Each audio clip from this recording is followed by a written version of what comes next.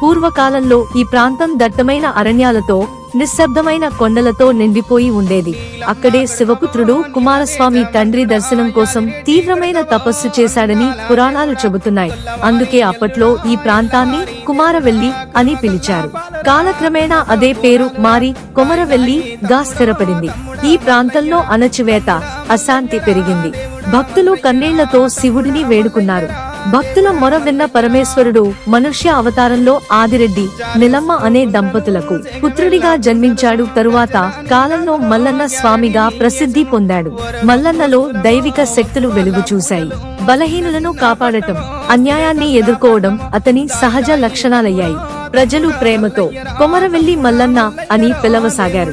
సాధారణంగా శివుడు లింగ రూపంలో దర్శనమిస్తాడు. కాని కొమరవెల్లిలో మాత్రం గంభీరమైన నిలువెత్తు ఆకారంలో మల్లికార్జున స్వామి విగ్రహం భక్తులకు దర్శనమిస్తుంది. ఇది శివుడి శౌర్యానికి, గ్రామ దేవతల పరిరక్షణ శక్తికి ప్రతీకగా భావిస్తారు.